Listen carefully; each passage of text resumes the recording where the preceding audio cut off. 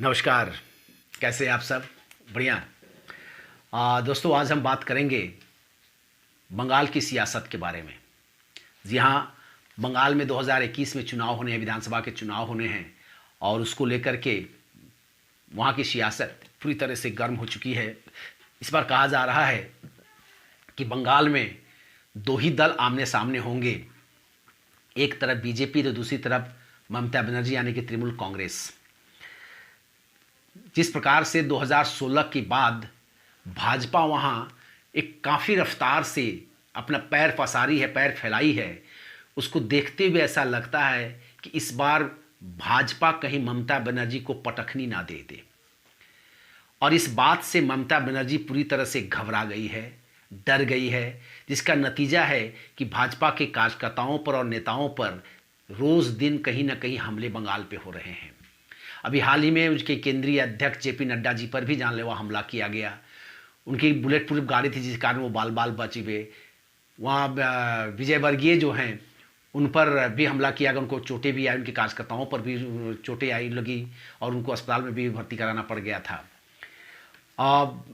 भाजपा की आक्रामकता को देखते हुए जिस प्रकार से भाजपा 200+ मिशन को लेकर के मैदान में उतरी है, बहुत आक्रामकता के साथ उतरी है, अपने सांगठनिक स्ट्रक्चर को मजबूत कर रही, बूथ कमेटी को मजबूत कर रही है और वो वहाँ पर ममता बनर्जी के भ्रष्टाचार को उजागर कर रही है, ममता बनर्जी की कमियों को लोगों तक ले जा रही है। भाजपा घर घर आपके द्वार कार्यक्रम के तहत उनके कार्यकर्ता बंगाल के घरों पर जा रहे हैं, लोगों से मिल रहे हैं और ममता बनर्जी की खामियां को बता रहे हैं। इससे ममता बनर्जी पूरी तरह से घबरा गई है और ऐसा देखा जा रहा है कि ममता बनर्जी के जो विधायक हैं या नेता हैं, अच्छे अच्छे नेता, उनको भी शायद ये आभास हो गया है कि अब दोबारा टीएमसी सत्ता पे नहीं आ रही है, इसलिए वो कहीं ना कहीं ममता बनर्जी से दूर होते चले जा रहे हैं।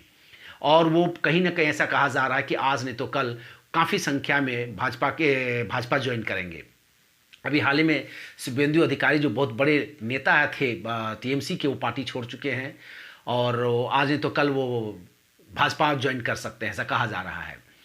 दूसरी सबसे बड़ी बात है दोस्तों कि ममता बनर्जी यानी कि दीदी की सबसे बड़ा जो मतदाता है वहाँ, वो है मुस्लिम मतदाता।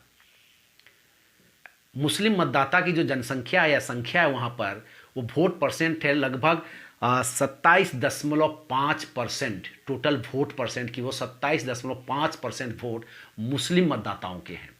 अगर संख्या की बात करें तो वो होता है 2.47%।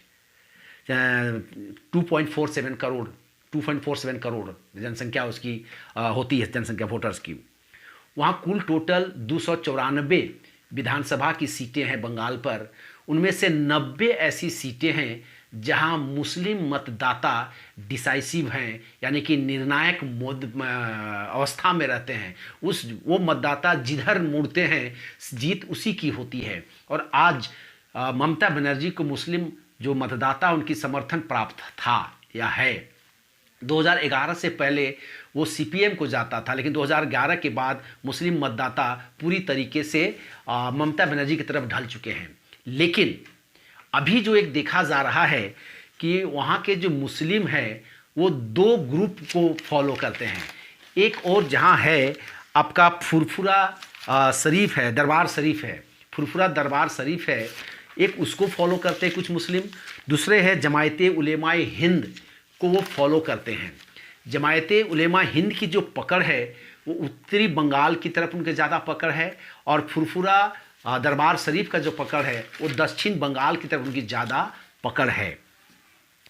ऐसा कहा जाता है कि जो फुरफुरा दरबार शरीफ के जो धार्मिक मुस्लिम लीडर हैं वो हैं अब्बास सिद्दीकी। इस बार उन्होंने घोषणा कर दी है कि वो अपनी पार्टी बनाएंगे और चुनाव लड़ेंगे। उन्होंने ममता बनर्जी से भी बात की थी और उनको कहा था कि इस बार हमारे दल से आप गठबंधन करें और हमारे दल को आप 44 सीटें दें। ममता बनर्जी ने उनको सीट देने से इनकार भी नहीं किया, लेकिन उनकी बातों को अनसुना कर दी है। इसका नतीजा है कि ये अब्बास सिद्दीकी ओवैसी की तरफ झुक रहे हैं। उनकी ओवैसी से वार्ता भी हो चुकी है। वो खुले मन से कई बार कह चुके हैं कि मैं ओवैसी की तारीफ करता हूं, मैं ओवैसी की फैन हूं, वो ओवैसी के फैन हैं। और नतीजा ये है कि अगर ये अब्बास सिद्दीकी नई पार्टी का गठन करते हैं और ओवैसी की पार्टी AIMIM, अगर ये दोनों मिलकर वहाँ चुनाव लड़ते हैं तो ये निश्चित है कि पश्चिम बंगाल से ममता बनर्जी या तृणमूल कांग्रेस का जाना तय है। और अगर ऐसा होता है तो सबसे ज़्यादा फायदा अगर किसी को होगा तो वो है भाजपा को होने वाला है। 2016 के बाद लगातार भाजपा वहाँ प्रगति की राह पर है। भाजपा वहाँ ज़मीनी स्तर पर काम कर रही है। भाजपा वहाँ अपने कार्यकर्ताओं को बढ़ाने में लगी हुई है, अपने बूथ कमेटी को बनाने में लगी हुई है।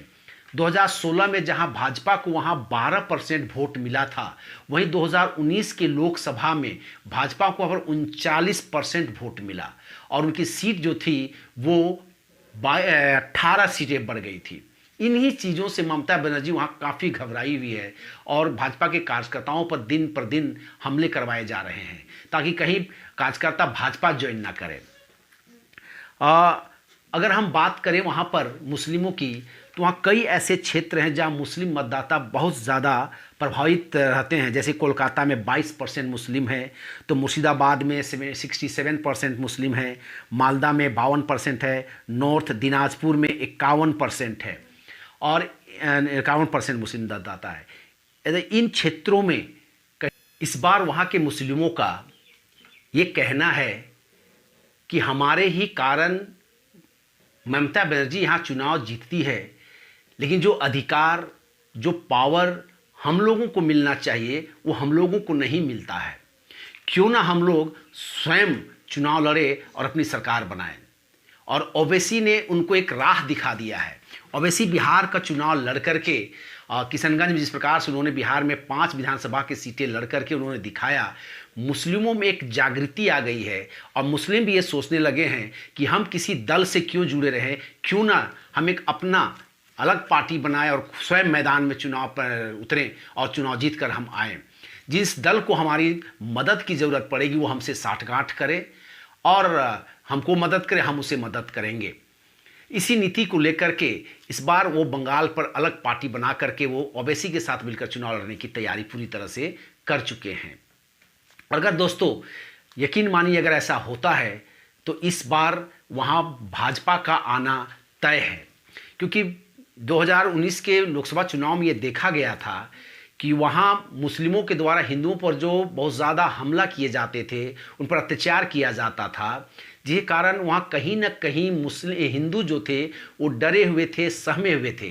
लेकिन जब से वहाँ भाजपा पूरी ताकत के साथ उतरी है और वो 18 लोकसभा सीटें जीती है, वहाँ के हिंदू एक गोलबंद होकर के कहीं ना कहीं वो भाजपा की तरफ शिफ्ट कर चुके हैं। तो वहाँ के जो आदिवासी हैं या दलित हैं, जो मथुआज, जो कहीं ना कहीं वो बांग्लादेश की तरफ से भारत आए हुए हैं और बंगाल में वो रहते हैं, वो कहीं ना कहीं उनको अगर वहाँ पर CAA लागू हो जाती है और उनको भारत की अगर नागरिकता दे दी जाती है तो वो उनका जो वोट है, उनका जो समर्थन है वो भाजपा को जाना निश्चित है। वहाँ के चाहे आदिवासी हो, चाहे हिंदू हो, चाहे दलित हो, वो कहीं ना कहीं भाजपा की तरफ ढलते जा रहे हैं। और दीदी की अड़ियल रवैया, जिद्दीपन से लोग वहाँ पर खासे नाराज हैं। इसको देखते हुए ऐसा लगता है कि इस बार का वहाँ का जो विधानसभा का चुनाव होना है वो बहुत ही रोचक होगा, बहुत ही मज़ेदार होने वाला है। और ऐसा कहा जा रहा है कि भाजपा इस बार वहाँ बहुत बड़ी गुल खिलाने जा रही है। दोस्तों अब तक के लिए इतने ही। इसके बाद अगर कुछ और वहाँ पर डेवलपमेंट होता है तो मैं अन्य वीडियो लेकर आपके पास आऊँगा। तब तक के लिए धन्यवाद, नमस्कार।